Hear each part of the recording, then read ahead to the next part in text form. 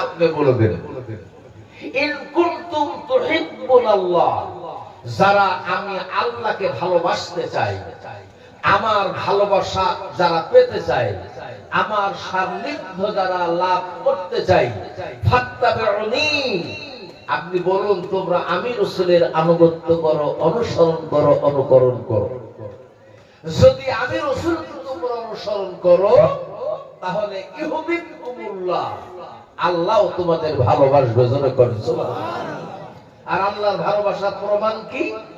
ওয়ায়াগফির লাকুম যুনুবাকুম, তোমাদের অতীত জীবনের সব গুনাহগুলি আল্লাহ পাক maaf করে দেবেন।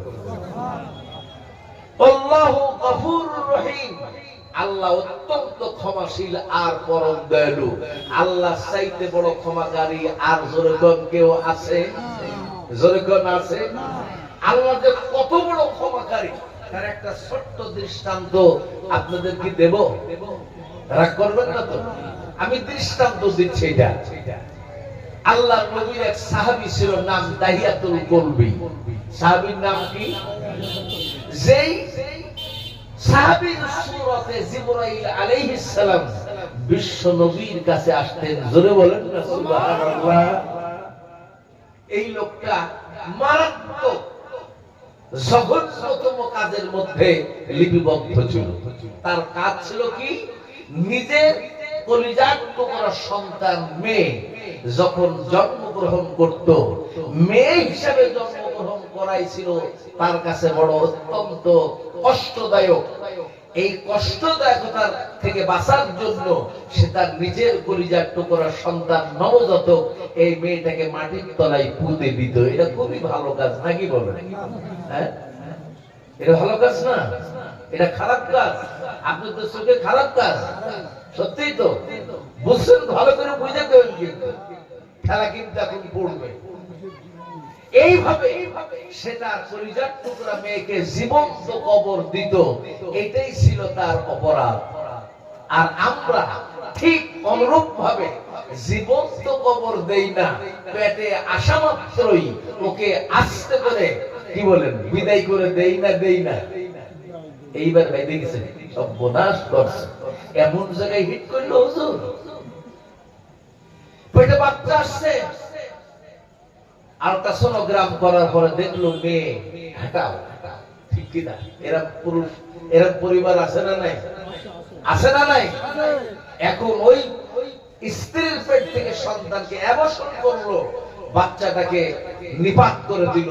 বলুন তো তার আযাব আর এই আযাব, তার কর্ম এই কর্মের মধ্যে কোনো পার্থক্য আছে? যখন আছে, পার্থক্য অনেকটাই আছে। সেটা কি? সে ছিল কাফের আর আমরা হলাম মুসলমান। অনেকটা আছে না? মুসলমান হিসাবে এই কাম করা কি শরীয়তে জায়েজ আছে?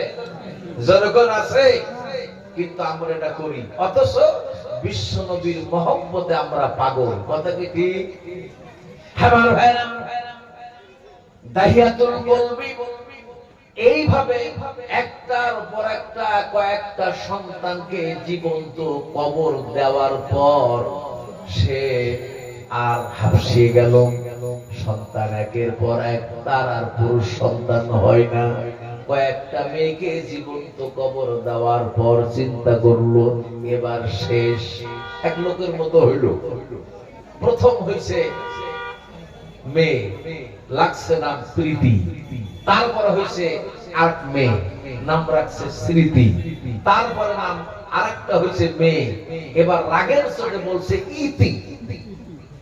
কথা বুঝতেছেন? মানে শেষ। এরপরে ওইটাও যখন হয়ে গেল, পরবর্তী আরেকটা সন্তান হয়েছে, সেটাও মেয়ে। এখন নাম কি রাখবে? ও বলছে আবার শুরু।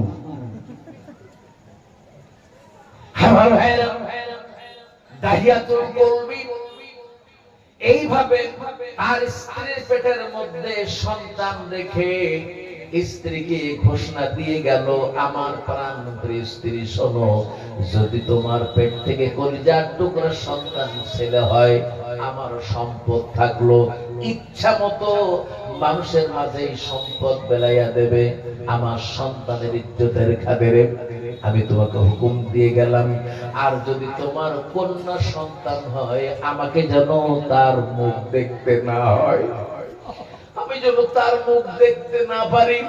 এই জন্য তুমি তোমার সন্তানকে নিজের হাতে হত্যা করবে। এই ঘটনা যখন বললো, স্ত্রী অপেক্ষা করছে, তার সন্তান প্রসব করলো।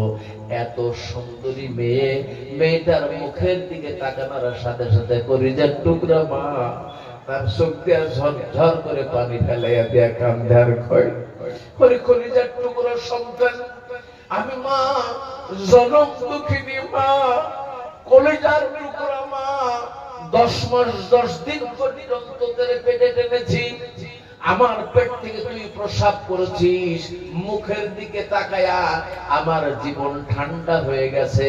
আমি মা, আমার জীবন থাকতে কশিন কালেও তোরে মারতে পারবো না।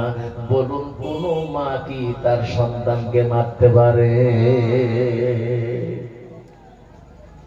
সন্তানটাকে যত্ন করে খাওয়ালো, সন্তান আস্তে আস্তে বড় হচ্ছে, সন্তান কথা বলার মতো যোগ্যতা অর্জন করেছে।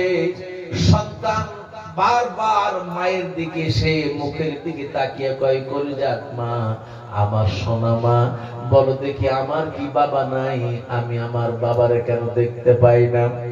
সমস্ত ছেলেরা মেয়েরা তাদের আব্বাজান তাদের কোলের মধ্যে উঠিয়ে নেয়, আদর করে, মুখে চুমা দেয়, কত সুন্দর আচরণ করে। আমি আজ পর্যন্ত আমার আব্বাজানকে দেখতে পেলাম না, তার কথাও শুনতে পেলাম না, তার কোলে আমি উঠতে পারলাম না।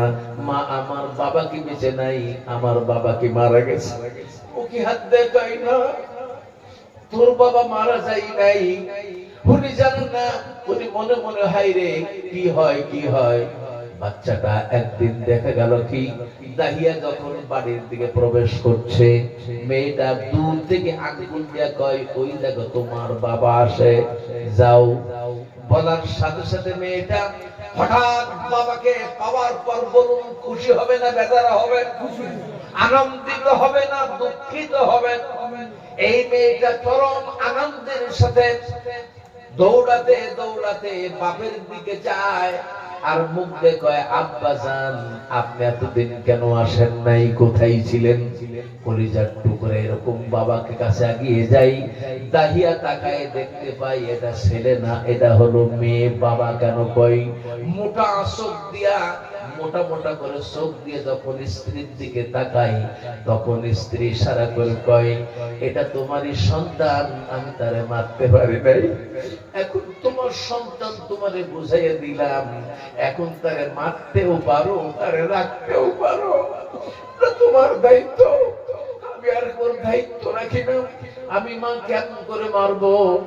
দাহিয়া চিন্তা করলো, মেয়েটা আব্বা আব্বা করে ডাকে, কলিজা ঠান্ডা করা ডাক, কিন্তু মনের মধ্যে যদি কোনো পাপ থাকে, বলুন ওই ডাকটি মধুর হবে না কর্কশ হবে?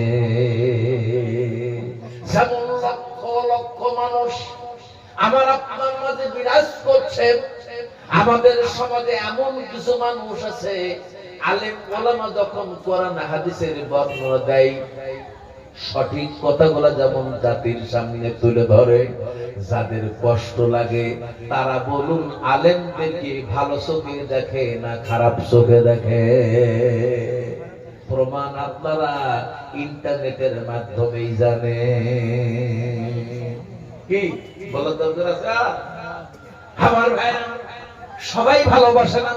মনের মধ্যে যদি ত্রুটি থাকে, দাহিয়া স্ত্রীর দিকে কর্কশ নজরে তাকালেন, কঠিন নজরে তাকালেন, সব জানিয়ে দিলেন।